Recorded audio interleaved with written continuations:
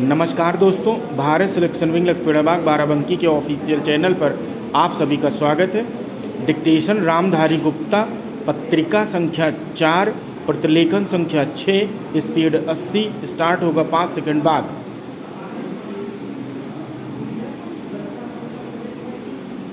मित्रों, चुनावों ने लोगों में नई आशा जगाई है और नई शक्ति और उत्साह पैदा किया है।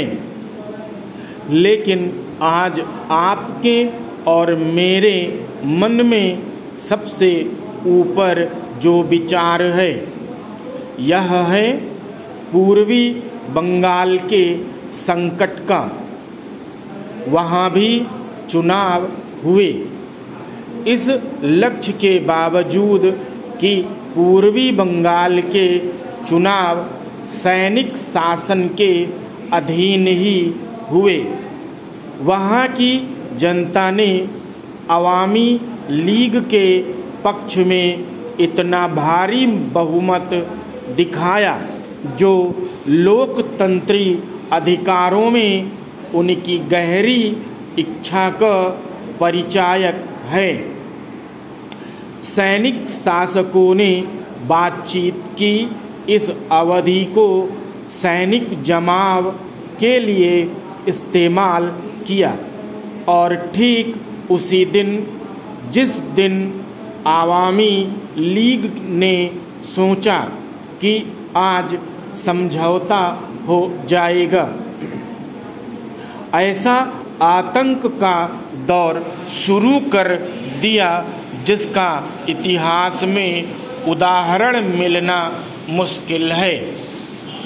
मैंने कभी कभी समाचार पत्रों की आलोचना करने में संकोच नहीं दिखाया है, लेकिन हाँ, आत्मरक्षा के लिए। मगर इस मौके पर बहुत से देशों के संवाददाताओं ने जिस ढंग से संसार के अंतःकरण को जगाने की कोशिश की है, उसकी मैं प्रशंसा और सराहना करना चाहूँगी। उन्होंने पूर्वी बंगाल से पर्दा उठाकर वहाँ की अत्यधिक दुखद घटनाओं की सच्चाई को संसार के सामने उजागर करके साहस और धैर्य दिखाया है। उनका शाब्दिक वर्णन तो सीधा और ईमानदारी का ही था, लेकिन उनके भेजे गए चित्रों ने तो दुख और मुसीबतों का जो मार्मिक चित्र पेश किया, उसने शब्दों को भी पीछे छोड़ दिया। वहाँ जो कुछ हो रहा है वह सामान्य अर्थ में गृह युद्ध नहीं कहा जा सकता। यह तो नागरिकों को लोकतंत्री ढंग से वोट देने की जाति विनाशक सजा है।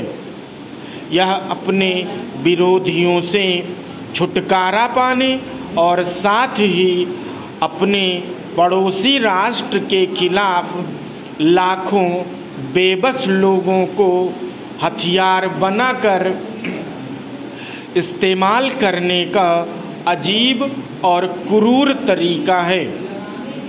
शरणार्थियों की संख्या यूरोप के कुछ देशों की संख्या के बराबर है, जैसा कि बेल्जियम और ऑस्ट्रिया, जहां मैं अभी हाल में ही गई थी। हमारी समझ में यह एक नए प्रकार का आक्रमण है। इससे निश्चय ही हम पर एक ऐसा आर्थिक भार आ पड़ा है जिसे हमारी अंतर आत्मा स्वीकार नहीं करती। और जिससे राजनीतिक और सामाजिक तनाव पैदा हो गए हैं तथा जिनसे हमारी सुरक्षा को खतरा पैदा कर दिया है। यह देश का आंतरिक मामला नहीं है। असुरक्षा के कारण वहाँ के लोग भारत में आ रहे हैं।